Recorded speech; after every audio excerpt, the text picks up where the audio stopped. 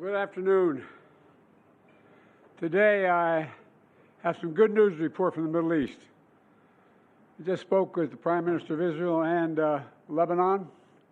I'm pleased to announce that their governments have accepted the United States proposal to end the devastating conflict between Israel and Hezbollah. I want to thank President Macron of France for his partnership in reaching this moment. For nearly 14 months, a deadly conflict raged across the border that separates Israel and Lebanon. A conflict that began the day after the October 7 attack by Hamas on Israel. Hours later, at 2 a.m. in the morning, Hezbollah and other terrorist organizations backed by Iran attacked Israel in support of Hamas. Let's be clear, Israel did not launch this war. The Lebanese people did not seek that war either, nor did the United States. Over the past year, including the days immediately following October the 7th, I directed the U.S. military to flow assets and capabilities into the region, including aircraft carriers, fighter squadrons, and sophisticated air defense battery, to defend Israel and deter our common enemy at critical moments. Since the war with Hezbollah began, over 70,000 Israelis have been forced to live as refugees in their own country, helplessly watching their homes, their businesses, their communities as they're bombarded and destroyed. And over 300,000 Lebanese people have also been forced to live as refugees in their own country. And a war imposed on them by Hezbollah. All told, this has been the deadliest conflict between Israel and Hezbollah in decades.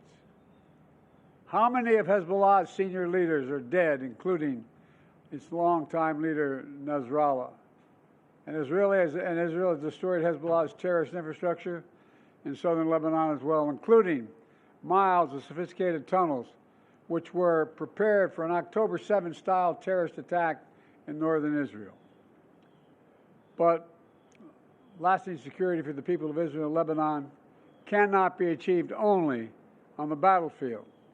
And that's why I directed my team to work with the governments of Israel and Lebanon to forge a ceasefire, to bring the conflict between Israel and Hezbollah to a close.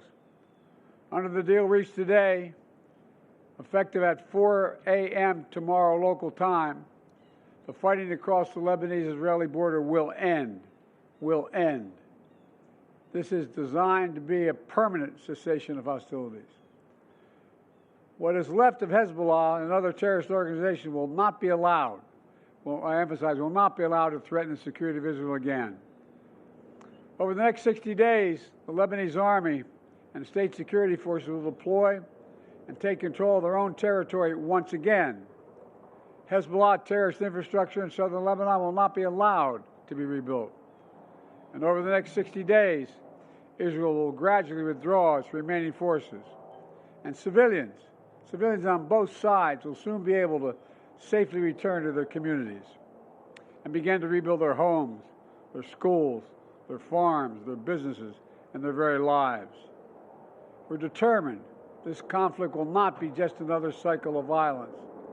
And so the United States, with the full support of France and our other allies, has pledged to work with Israel and Lebanon to ensure that this arrangement is fully implemented, the agreement totally implemented. There will be no U.S. troops deployed in southern Lebanon.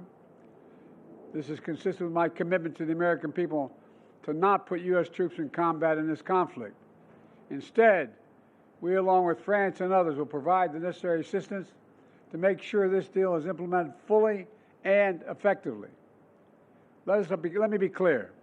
If Hezbollah or anyone else breaks the deal and poses a direct threat to Israel, then Israel retains the right to self-defense consistent with international law, just like any country when facing a terrorist group pledged to that country's destruction. At the same time, this deal supports Lebanon's sovereignty, and so it heralds a new start for Lebanon, a country that I've seen most of over the years, a country with rich history and culture.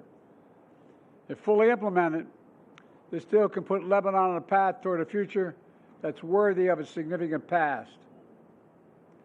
And just as the Lebanese people deserve a future of security and prosperity, so do the people of Gaza. They too deserve an end to the fighting and displacement. The people of Gaza have been through hell. Their world's absolutely shattered. Far too many civilians in Gaza have suffered, far too much. And Hamas has refused for months and months to negotiate a good faith ceasefire and a hostage deal. And so now Hamas has a choice to make. Their only way out is to release the hostages, including American citizens, which they hold. In the process, bring an end to the fighting, which would make possible a surge of humanitarian relief.